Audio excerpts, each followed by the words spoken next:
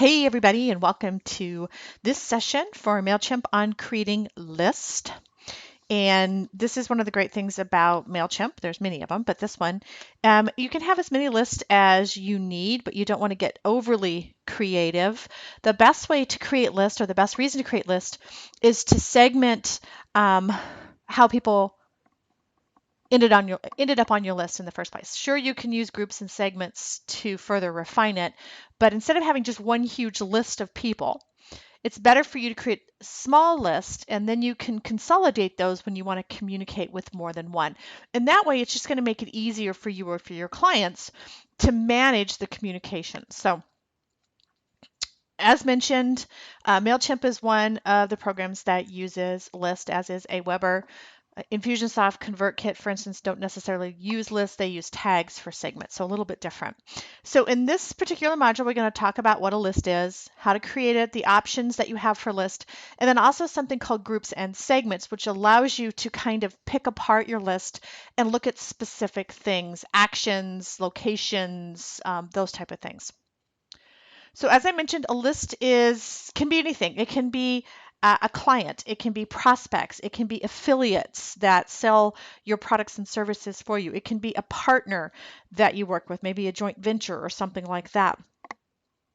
And I think the most important thing is when you create a list, you want to make sure that you're creating individual lists in MailChimp for how people are getting on your list. So if you go to a networking event, you may want to create a list specifically for that and have an opt-in specifically for that they opt into that specific list. Maybe you create a specific freebie, right, for a specific list of people at an event, and you want to track that because you want to have the ability to easily find those people and then follow up with them after the event, create a list for it. So instead of jumbling everybody into one big list, really think about how do you need to communicate with these people.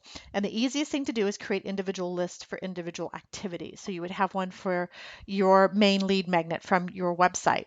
You may have individual ones from webinars that you hold. Maybe you have one from your Facebook group or your Facebook business page. Maybe you have one from LinkedIn. Maybe you have a list for people you've met at a networking event. And so the list goes on and on. So you just want to be open to creating lists to help you better communicate with your subscribers. And they're called subscribers in some places, they're called contacts in others. It's the same thing. It's the people that are actually on your list. So we're going to create a list, and there's some basic things that you need. When you create a list, you really need to set up the list name, the default name that the emails will come from, because remember, this is email marketing, you're communicating by email, and then the email address. And one of the things I recommend when it comes to the email address is use something other than your own email, right? Use an info at, or use a different email address so it's easy for you to tell when somebody responds to one of the emails you send out in email marketing. And I would recommend that you do the same thing for clients. It just keeps it cleaner that way. And then there are specific permissions as well as notifications. So let's have a look at MailChimp here. So I'm logged into the sandbox, and you're basically going to say the same thing. Right across the top, you've got campaigns, templates, list, reports, automation. Over here, you can see this is me logged in. And then I'm under the dashboard, and the dashboard is just going to kind of give you a screenshot of things that have been going on lately. So this will always change. And this is a sandbox, which is the one that all students use. So you're going to see it change as people start getting in there and using it. Just realize that this is kind of your a map of what you've been doing, right? So you can see that somebody subscribed to a list. You can see your opens, your clicks. You can see how much your list has grown, your top 5 campaigns, your Chimp Chatter, which is just showing that you've got some new information. And then you've got View More, okay? You also have the ability to look at different drafts for different information. So drafts are things that are not completed. They're in draft form, which means they're not ready to send. And then remember, a campaign, if you remember, a campaign is your method of communication. That's your broadcast, right? But for us, we're going to start with list. So I'm going to jump over here to list. And you can see I already have a list, okay? Some information about the list will show you the name of the list, the date it was created, how many subscribers, the number of opens versus the number of clicks. Now, really quickly, the difference between an open and a click, like here, this one right here, this test newsletter, okay, I have 3 subscribers, and when this was sent, there was a 75% open rate, which means actually 2 of the 3 people opened this. So basically it takes the open rate, looks at the number that was sent to the subscribers and then how many people actually clicked to open it. Now, every different system has kind of a different method for calculating opens. And there's a lot of argument, if you will, in the industry about what's considered an open, but you want a higher open rate. And then click rate may always be 0 because there's nothing to click on. A click rate is only valid if there's a link inside the email that allows you to click on it. Otherwise, this would be 0. So you can see that half of the people that opened it actually clicked on the link. Okay. And we're going to be looking at reports a little bit later, but I just wanted to explain that to you. And then over here, you also have the ability to do stats. So these are the different ones that I have created. A couple of things: you can change your sort order by name, by date. You can also change ascending versus descending by clicking on this button here. You can also do a custom order, which lets you, kind of drag and drop them into whatever order you want. If you want to create your own thing, I'll just do by my name. Okay. A couple other things you can do. If you hit this checkbox, notice that the delete button came alive.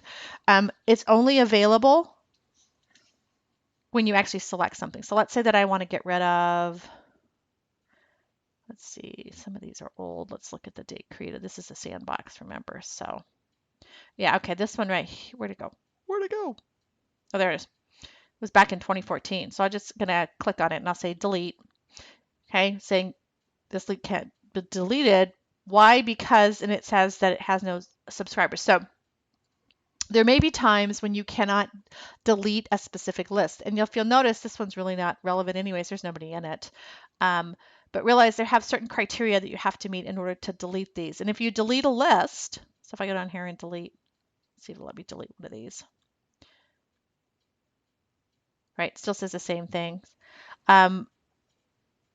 This is it's part of an active campaign. So I'd have to go in and actually remove the campaign before I would be allowed to delete this list. So that's neither here nor there, but I did want to show you that you can delete. Delete does not become available until you hit the button here. You can also click in the individual ones as well. Okay. Okay, so we're going to create a list. So over here on the right, we have our create list button, and it pops up and says you want a new list or a group. Now we're going to do groups in a minute. Groups are a way to subdivide a list. And most of the time groups are used on opt-in forms. An opt-in form is a form that somebody fills out on a website to get onto your list. Okay, so we'll talk about that more. But what we want to do here is we want to create a list. So we're just going to hit create list. And here's your list details, okay? Now, when it comes to list details, you want to give your list a name and you want to be as descriptive as possible. So if somebody looks at your list, they'll understand what each item is for. So you want to be descriptive as to, for instance, how or why you created a specific list. So I could say live event Phoenix, and then I could put, September 2016.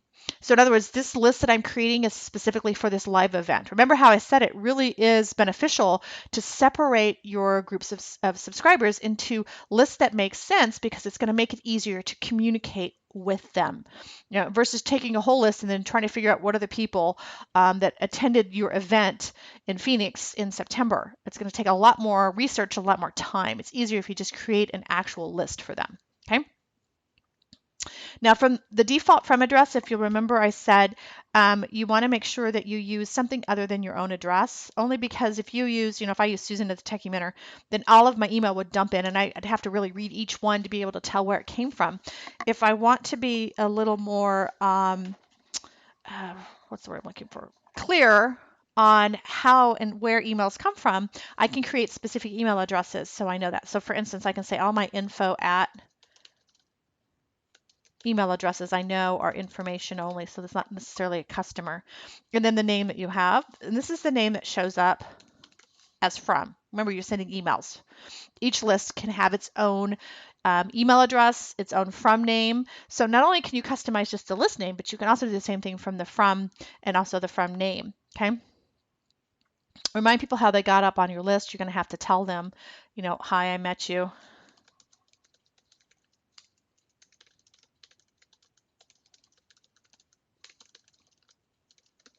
right? You just want to tell them how. So they're aware of why they're getting information from you. Now remember, it's all about the CAN spam law. And the CAN spam law is something that you really have to be aware of, which basically said it's permission-based marketing, which means you can't just go out and actually say, oh yeah, I met you at a networking event and I'm just going to add you to my list. You can get in big trouble with email marketing providers, MailChimp, ConvertKit, all of them, because you'll get marked as spammers, and that's not what you want to do.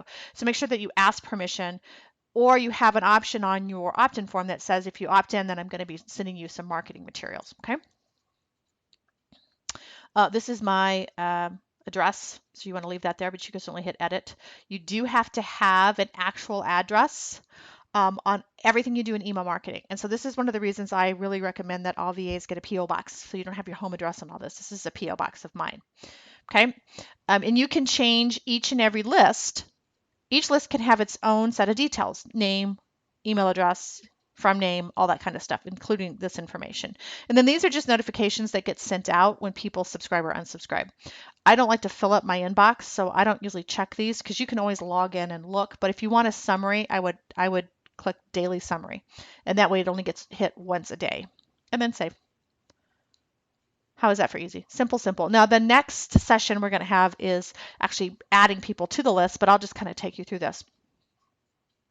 And I'm actually going to go to a different list that already has some bodies in it so you can see it. So let me just go to, let's go to this one.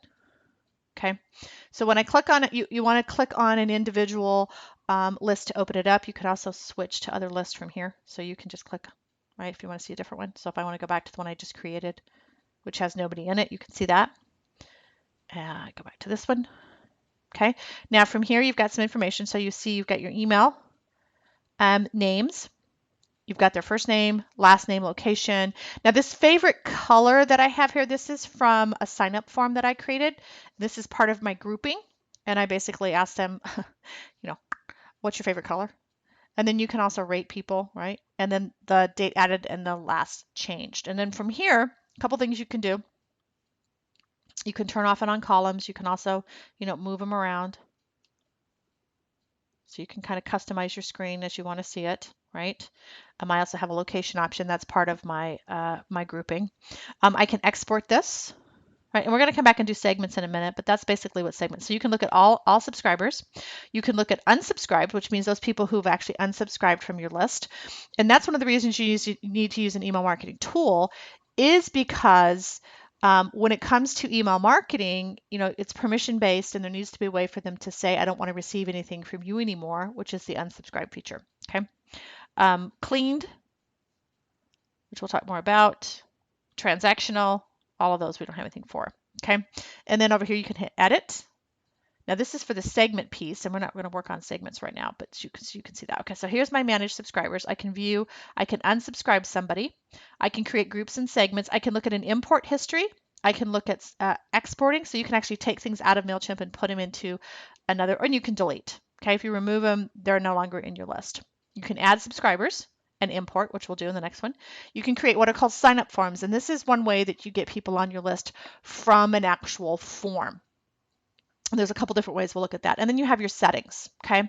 So once you create a specific list, you can go in here and choose like list name and defaults, which is, again, the default from name, the email address. If you want to do a default subject, in other words, every time you send something to a specific list, this specific list, you can have the subject line already typed in, or you can type it in every time you send them some kind of communication. Over here, you've got some additional options. You can send a final welcome email. You can let users pick between plain text or HTML emails. The difference is plain text has no formatting. You can send unsubscribe confirmations to subscribers that say goodbye. So you would just simply check the boxes. Remember, this is for this specific list only, okay? Down here, you've got new subscriber notifications. You can get alerts when subscribers join or leave your list. You can add email subscribe notifications. Again, those can be sent to you, as well as the digest. Okay, so it's kind of a recap of when you set it up. You have the options to do that as well. Publicity settings. Okay, MailChimp, it just basically says, when we build these tools, would you like to be discovered? So this is if they build new things, do you want to know more about them? Oops. Yes. And you also have the ability to archive things as well. Okay, these are list field and merge tags. These are things that we work on with our sign up form. So we'll come back and look at this, but you can see these are the basic items that you need in order for somebody to sign up for something. You need at least their email address, preferably their first name, maybe not their last. Okay, required email footer content. Okay, this is what we typed in to say, hey, it's permission based. I get it. And you gave me permission because I met you at my live event. Okay, so that's what that is. Then it tells you how they can contact you. Okay, you can also have your email address. So remember, each specific list can be different, which is the beauty of that. You have what's called an email beamer. And this is really cool because every list you create in MailChimp gets its own special email address. You can send information to the private email address, and they'll save those draft campaigns in your account. So in other words, you could take this email address right here and copy it, and then you could go into your own personal email like in Google or Outlook, and you could type up an email that you want to send to a list in MailChimp, and you could email it to this address right here, and it will save it in the draft folder so you can come back and finish it off. So you're not copying and pasting. It's basically what it's going to do. You got your Google Analytics, which allows you to track information on specific pages, things like signups and that type of thing, web forms. And then webhooks. And webhooks are really more for people who do kind of programming. It allows you to hook one application to another, kind of like what Hootsuite does when you log into Hootsuite. It allows you to hook to Facebook or hook to LinkedIn or hook to Twitter. Okay, so those are the different options. You can also do a search. Okay, so you can actually search for individual people by clicking on that. Okay, so I could go in here and say, Ted. Yep, there's a Ted, and then I could view his individual profile. Okay, so just kind of giving you the overview of all the different things that you can do in here. So statistics is something we'll go over, but statistics just kind of gives you some information. Again, it kind of groups it all together for you on the individual list. Your open rate, your click rate, and your subscribe and total unsubscribes. And you have your graph of the same information, your campaigns, your performance, your top email clients, and your top locations. So each one's a little bit different. And notice it has an 11 here. The 11 is just basically the number of subscribers on this specific list. And by the way, when you're working in MailChimp, I ask you to stay out of this drop-down menu, which is, since this is my sandbox, this has got all my information in here. So please do not change anything in here. We're working on the honor system here. So stay out of there. But any kind of changes you make, I will be notified, just so you know. So please don't go into there. The point I was making is that there are different levels of subscriptions to MailChimp, and you can see the pricing. I just went to MailChimp.com pricing. You can see they've got new business, growing business, pro marketer, right? And you can kind of see the difference. I mean, it's a huge difference between $10 a month and $199 a month. But there's different things that you need. So if I was to click on this, it really has to do with the number of subscribers that you have. That's the number of people on your list, okay? And the more you have, you can see the higher the price, just so you know, okay? So it all has to do with your subscriptions. All right, going back to my list here. Just to show you how you can add a subscriber. You can just hit the drop down and you can just hit add a subscriber. We're going to do import in a bit, but you can just add yourself to the list. So I'll actually add myself. Remember, you have to say that they did give you permission, because it's all permission-based marketing, which is that whole canned spam thing. And if you're not clear on what canned spam is all about, please Google the canned spam law and read up on it, because a lot of clients don't know it either. And it's real important that both you and them follow. And then if this person is already on my list, you can update their profile to say they belong to a new list, and then subscribe. Simple, simple. Okay, so you can see I am now on here, and then you could add another if you want. But we will be doing some of these options, importing in the next module. So jumping back to here, we talked about when you create a list, each list can have their own name, email address, from name. It's all permission based. So you have to make sure that you are letting them know how they got to be on your list, and then the notifications when people subscribe and unsubscribe. Do you want to know? The options that I showed you was the statistics, subscribers, so we looked at some of those, sign up forms, and then the settings. And so there's lots of options there for you. At least you can kind of get your feet wet in there. So let's talk about groups. And basically what a group allows you to do is segment your list of contacts. And mostly groups are created on a sign up form. You can ask questions like, how do you like to learn? Do you like to read? Do you like to watch videos? What do you like to do? Right? And basically you can segment a group or a list into more groups, if you will. Okay, so there's groups and then there's segments, and we're going to look at both. But you can actually import directly into groups as well, which is kind of cool. So let me just show you what I mean. So back to list. Let's see, who has people? Oh, let's just use this one. Okay, whoops, I don't have enough people in there. I'm going to have to do one that has more than that. All right, so let's try this one. Got 3 subscribers. We'll work with that. So here's 3 people in here, okay? And what I can do here is I can actually create groups. Under Manage Subscribers, I can click on Groups. Remember when you create a list, it also asks you to create a group. Okay, and from here I could just hit Create Group. Now, remember, groups are usually part of your sign-up form. And the sign-up form is the form that people type in their information in order to get on this specific list. And so you can look at the sign-up form, and we'll come back to sign-up forms when we actually get to those so you can see what I'm talking about. But as checkboxes, as radio buttons, as drop down, or don't show these. Now, these 3 are the most common. And basically what you do is a checkbox allows them to select more than one, so they can have more than one option. And a drop down and a radio button only allows you to select. So this is actually an example of a radio button right here. A drop down is a drop down list. You click on the button and then there's a drop down. So if you want them to just choose one, you would choose radio or a drop down. If you want them to choose multiple, you would choose checkbox. And then basically, what kind of information are you asking for? So earlier I said, what's your favorite color? I could say, how do you prefer to learn? I could say by watching, by reading, or by listening, right? Okay, and you can actually add more than that. I could just hit Add Group. It would add a 4th one, and then I could just hit the minus sign to take it off. Okay, and then I hit Save. Okay, now I can actually import users, which we'll do in the next session, into these, or I can just hit Done for now. Okay, now you can see that I have 2 groups, and I have one for favorite color, so I could hit favorite color. And you can see right now there's nobody in any of these.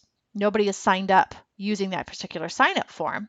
And the beauty of this is that you can actually delete this, you can import, you can also send them a campaign directly from in here. Okay, and we'll work more with this when we start doing campaigns as well. But what this allows you to do is really do kind of a poll, if you will. You could actually use it for a survey if you wanted with questions, because the reason that you do this is because you need the information for yourself, because maybe you want to communicate with the answers to those specific questions in a specific way. Okay. That's the beauty of a group. It takes a large list and lets you segment it so you can talk to the people in a different way. Obviously, you talk to people who have purchased from you differently than people who haven't. And so that's the beauty of a segment. Okay. All right. The next one. Okay, excuse me, I said segment, a group. Sorry, I don't mean to confuse you. So groups are a way that you can ask questions of people from the sign-up form, and you can group them depending on their answers. And then you can use that as a way to communicate with them directly, okay? Segment is another way that you can do. Now, the difference between a segment and a group, really the major difference, is a group is user defined, which means you get to define the answers that they're going to provide for you. A segment already has a list of things for you to choose from, things like date added, but you can actually segment groups. So in other words, let's say that you're asking people what their favorite color is, and you want to send a specific email to only the people who chose red and blue. Well, with a segment, you could bring those 2 pieces together and then send them a list. So think of it this way. You have a list, okay? And the list has got 100 people in it. And what you want to do is, of those 100 people, what you want to do is find out a little bit more about them. You want to find out what their favorite color is, because you want to know who besides you loves red, for instance. So you create a form and you ask the question, and they can choose when they sign up what their favorite color is. And so they go in specific groups, if you will, within the list. So you have the whole list, and then within the list, just think of little groups within a list. Okay, think of an outline. Okay. The list name is the outline, and then underneath it you have the individual pieces. Now, once you have your groups, you can then go into the individual group and ask additional questions to further segment the list. But you could also bring two groups together. So I don't want the whole list. I only want the people who answered red and blue, and I want to talk to them. I'm not really concerned about the people who answered green. That's the different ways that you can use this. So it can be very powerful. So a segment, which I'll show you how to do, is here. Okay, you can create a segment and basically says it's to target subscribers by location activity. So you have to choose the options that are given. Okay, so notice that I have this little form that I have to fill out. This is what a segment looks like. A group, I actually get to define the pieces that I'm asking and collecting. This one, I already have fields that I'm choosing from. So subscribers match any or all. Any would be anything that you stated. All would be everything. So really the difference between an any is or, all is and, which means everything. It has to match everything or you don't give it to me. Okay, so any is or, one or the other. All is and. Has to be all, has to be everything. So you can see when I hit the drop down here, look at all these options that I have. These are already given to me. I have campaign activity. I've got the date they were added, the date they were emailed, the date their information was changed, their language, their location, their sign up source. Again, there's their groups, favorite colors. Their merge fields, I could do it just by address. So I could say email address is, now is not, contains does not contain, starts with, ends with, is greater than or less than. So you see I have lots of options. So I could say is, or actually I can say contains Gmail. Maybe I only want to look at my people who are subscribing in Gmail. Okay. And then I can preview my segment. Oh, nope, nobody. Okay. So I can go back and edit that and say, okay, that didn't work. So let's see. And I was just guessing here. So I can say location is within. Now, the location is another good one because what if you want to talk to people locally because you're going to have a live event? And see all these options? Is in the US, a specific state. Or I could say is in the United States. Okay, then I get all three people because all three people are in the United States. So just trying to show you the power of a segment. So now that I have the segment here, because basically what it's doing is it's going in and pulling the data out. So think of a segment as a filter, a way to filter a group of information to only see specific people within it for a specific reason. Okay, so you can filter groups, but you can also filter list this way. So groups is really for asking questions and segments is really for filtering the information. So from here, I could hit save segment so I can keep this so I can see it every time. I could call it location. I say auto update, which means every time somebody new is added to the list and they meet my criteria for my segment, they get dumped into my segment. And we'll use these more as we actually start using the tools more. You can see I have edit, so I could edit that right here, right? I can send a campaign to this place, and then I can look at my subscribers here and I can go from segment to segment. Now, auto update, advanced, this is for the pro version, and then you have the static information, okay? So that kind of shows you. You can also export this segment. So you could export this specific group of people from MailChimp. So remember, the easiest way to probably think of it is that a group allows you to segment the list, and then a segment allows you to filter even more. So you can filter out all the information that you don't want to see. Okay, so the homework for this section is I just want you to create two lists. You can call them whatever you want to. I don't want to give you specific names because then we'll have duplicates in MailChimp. So use whatever names that you want, but be descriptive, right? Be descriptive and make sure that you know which ones are yours. You can put your initials in them, for instance. Add yourself as a subscriber to both the lists, just so you get the gist on how that works. You can just add yourself. We will be doing more with lists or with subscribers in the next session. I want you to create a group and ask for their 3 favorite colors as a radio button. And if you don't want to do colors, just ask whatever you want. These are just ideas for you, okay? And then create a segment, maybe based on the 2 colors of the groups you created, or you can do it by location. You could do it by any of it. So these are just guidelines. You don't have to follow these exactly. If you want to kind of do your own thing, please do that. But I really want you to just get the gist of creating a list. Feel free to look at all the settings and then make sure that you add yourself and then make sure you get an idea of how groups work and how segments work. Okay. If you need any help, feel free to click on the help button in the upper right hand corner, send us an email, post in our private Facebook group, or feel free to comment below. Thanks for your time, and I will see you